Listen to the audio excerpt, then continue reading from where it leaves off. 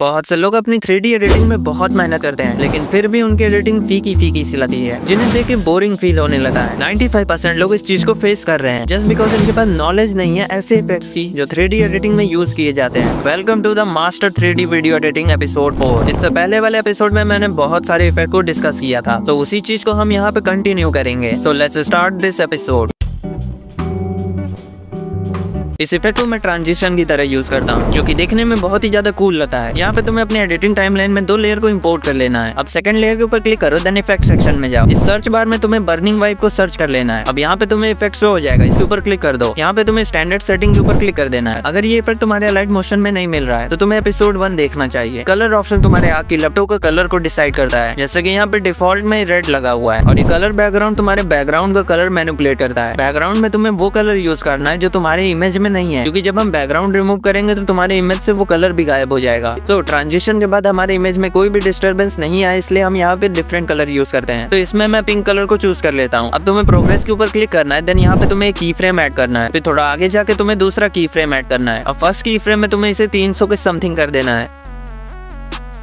Second की frame में तुम्हें इसे 63 के अराउंड कर देना है। अब इन की फ्रेम्स के बीच में तुम्हें ग्राफ यूज कर लेना है। थ्रेशोल्ड से तुम फ्लेम की टाइमिंग और अलाइनमेंट दोनों को ही कंट्रोल कर सकते हो। एवोल्यूशन से तुम फ्लेम को मैनिपुलेट कर सकते हो। स्केल से तुम इसे जूम इन जूम आउट कर सकते हो। बाकी सब एक्सपेरिमेंटल सेटिंग्स हैं। अब तुम्हें वापस इफेक्ट सेक्शन में आ जाना है, देन सर्च बार में तुम्हें क्रोमा की सर्च कर लेना है। यहाँ पे तुम्हें इसे सिलेक्ट कर लेना है, देन यहाँ पे तुम्हें ग्रीन स्क्रीन के ऊपर क्लिक कर देना है। हम यहाँ पे प्रीसेट्स यूज करेंगे, जिससे हमारा काम बहुत ही ज्यादा आसान हो जाता है। फिर इसकी मदद से तुम्हें यहाँ पे पिंक कलर चूज कर लेना है जो इस बैकग्राउंड में है। अब यहाँ पे तुम्हें थ्रेशोल्ड को थोड़ा सा कम कर देना है।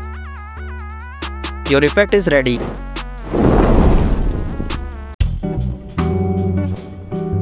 ये करने के 2 तरीके हैं। तुम्हें सेम इस लेयर के इफेक्ट सेक्शन में आ जाना है। यहाँ पे सर्च बार में तुम्हें फेड इन फेड आउट को सर्च कर लेना है। यहाँ पे तुम्हें स्टैंडर्ड सेटिंग के ऊपर क्लिक कर देना है। अब एक की फ्रेम लगाओ, देन दूसरा की फ्रेम तुम्हें थोड़ा आगे लगाना है। इस सेकंड की फ्रेम में तुम्हें इनको 0 कर देना है। फिर फर्स्ट की फ्रेम में तुम्हें इनको 3 सेकंड तक कर देना है। आउट को तुम्हें यहाँ पे 0 कर देना है। की फ्रेम्स के बीच में तुम्हें ग्राफ यूज कर लेना है। Your effect is ready.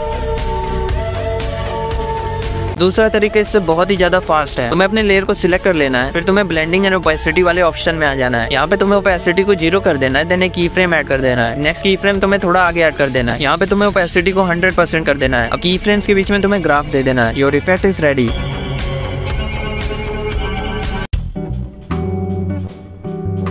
मैंने यहाँ पे अपना टेक्स्ट लिख लिया है। अब तुम्हें इस टेक्स्ट की लेयर को सिलेक्ट करना है, देन इफेक्ट सेक्शन में जाना है। यहाँ पे तुम्हें एक सेपरेट सेक्शन मिलता है टेक्स्ट एनिमेशन के लिए। तुम्हें इस सेक्शन के ऊपर क्लिक कर देना है। यहाँ पे तुम्हें टेक्स्ट प्रोग्रेस के ऊपर क्लिक कर देना है। स्टैंडर्ड सेटिंग को तुम्हें यहाँ पे चूज कर लेना है। अब एंड को सिलेक्ट करो, देन इसे 0% कर दो। यहाँ पे तुम्हें की फ्रेम ऐड कर देना है। फिर टाइमलाइन में थोड़ा आगे जाके तुम्हें एंड को 100% कर देना है। यहाँ पे की फ्रेम्स ऑटोमेटिकली ऐड हो जाती हैं। इस ऑप्शन से तुम यहाँ पे कर्सर को चूज कर सकते हो। मैं इसे नन पे ही रहने देता हूँ। अब इन की फ्रेम्स के बीच में तुम्हें ग्राफ यूज कर लेना है। Your effect is ready.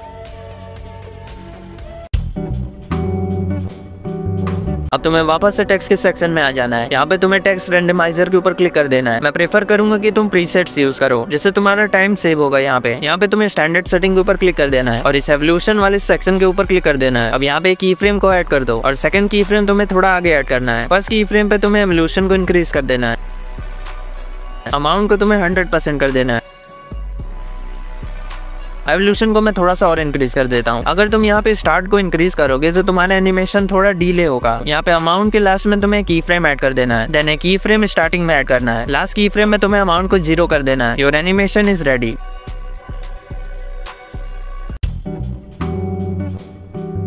तुम्हें वापस से टेक्स्ट के सेक्शन में आ जाना है। यहाँ पे तुम्हें टेक्स्ट ट्रांसफॉर्म के ऊपर क्लिक कर देना है। यहाँ पे तुम्हें बहुत सारे प्रीसेट्स मिल जाएंगे। मैं प्रीफर करूंगा कि तुम प्रीसेट्स ही यूज करो, क्योंकि इन्हें समझोगे तो बहुत ही ज्यादा टाइम कंज्यूम होगा। इससे अच्छा तुम प्रीसेट यूज करके अपना टाइम बचा लोगे। अब चलते हैं नेक्स्ट इफेक्ट की तरफ। अब तुम्हें वापस से टेक्स्ट के सेक्शन में आ जाना है। यहाँ पे टेक्स्ट स्पेसिंग के ऊपर क्लिक कर देना है। यहाँ पे तुम्हें स्टैंडर्ड सेटिंग को इंपोर्ट कर लेना है। लेटर स्पेसिंग के ऊपर एक की फ्रेम ऐड कर दो, देन सेकंड की फ्रेम थोड़ा आगे ऐड कर लो। फर्स्ट की फ्रेम में तुम्हें स्पेसिंग को 13% कर देना है। इस टेक्स्ट में कोई भी लाइंस नहीं है, तो यहाँ पे लाइन स्पेसिंग यूज करने का कोई मतलब ही नहीं है। अब बस की फ्रेम्स के बीच में तुम्हें ग्राफ दे देना है। Your effect is ready. यहाँ पे तुम्हें अपना नंबर टाइप कर लेना है। जैसे मैंने यहाँ पे 1 लाख को टाइप किया हुआ है। देन वापस से तुम्हें टेक्स्ट के सेक्शन में आ जाना है। यहाँ पे तुम्हें काउंट अप और काउंट डाउन को चूज कर लेना है। स्टैंडर्ड सेटिंग को तुम्हें यहाँ पे इंपोर्ट कर लेना है। फिर एक की फ्रेम ऐड करो, देन दूसरा की फ्रेम तुम्हें थोड़ा आगे ऐड करना है। फिर फर्स्ट की फ्रेम में वापस जाओ, देन इसके ऊपर क्लिक कर दो। यहाँ पे तुम्हें इसके ऊपर क्लिक कर देना है, जिससे यहाँ पे माइनस ऐड हो जाएगा। अब यहाँ पे मैं 1 लाख को टाइप कर दूंगा, जिससे ये वैल्यू 0 हो जाएगी। अब की फ्रेम्स के बीच में तुम्हें ग्राफ दे देना है। अब मल्टीप्लाई वाले ऑप्शन से तुम अपने रिजल्ट को मल्टीप्लाई कर सकते हो। जैसे मैंने इसे 1.5 किया है तो मेरा रिजल्ट 1,50,000 आ रहा है। बाकी इसे मैं नॉर्मल कर देता हूँ। Your effect is ready.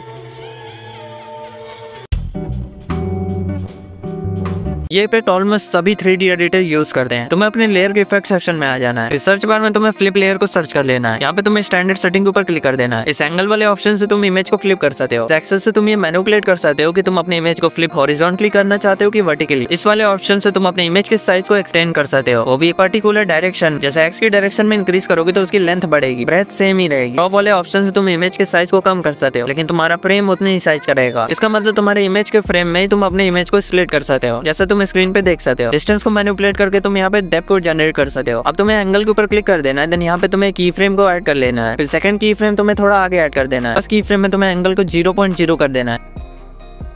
Then की फ्रेम्स के बीच में तुम्हें ग्राफ दे देना है। इस सेम इमेज को मैं वर्टिकल एक्सिस पे फ्लिप करके दिखा देता हूँ। तुम्हें इफेक्ट सेक्शन में जाना है। देन वापस से तुम्हें फ्लिप लेयर को इंपोर्ट कर लेना है। तुम्हें न्यूली एडेड इफेक्ट के ऊपर क्लिक कर देना है। तुम्हें यहाँ पे एक्सिस को 90 डिग्री कर देना है। और तुम्हें की फ्रेम ऐड करना है। देन सेकंड की फ्रेम तुम्हें थोड़ा आगे ऐड करना है।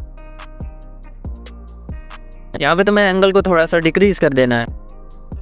अब की फ्रेम्स के बीच में ग्राफ दे दो। Your effect is ready.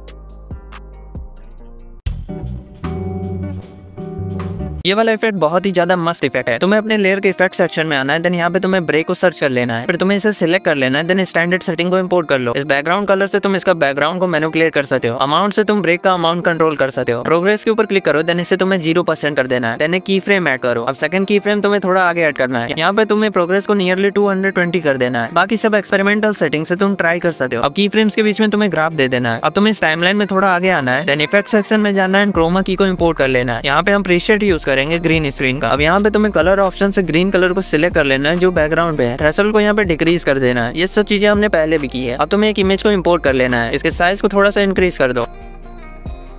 तुम इस इमेज की लेयर को इस एनिमेटेड इमेज की लेयर के नीचे रख देना है। Now your effect is ready. इस एपिसोड में मैंने बहुत सारे इफेक्ट डिस्कस किए हैं, और अगर तुमने बाकी के एपिसोड्स नहीं देखे तो तुम इस प्लेलिस्ट की मदद से उन्हें भी देख सकते हो। मिलते हैं नेक्स्ट वीडियो में।